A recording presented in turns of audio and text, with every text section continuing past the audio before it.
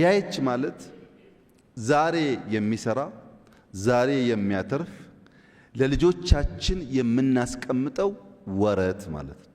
ኢትዮጵያ እንደ ኖርዌይ፣ እንደ ዩኤኢ፣ እንደ ኩዌት ትልቅ ሶቨርን ዌልዝ ገንብታ ልጆቻችን እንደዚያና እንደዚያ ያለ ችግር ቢመጣ ለዚህ ያክል ዘመን ሊያበላቸው የሚችል ሀብት አላት ብሎ መናገር የሚያስችል አቅም ለመፍጠር ነው።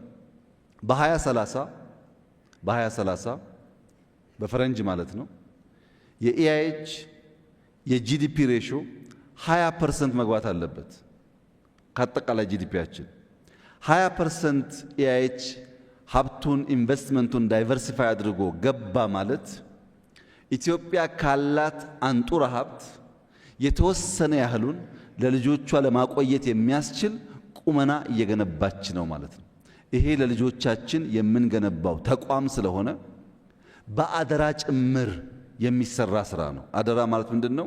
ኢትዮጵያም ሀብቷም ከአባቶቻችን የወረስነው አይደለም፣ ከልጆቻችን የተዋስነው ነው።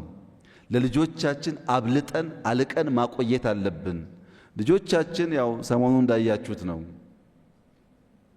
ሰርተው መመገባቸው የሚያሰጋ ጉዳይ ነው።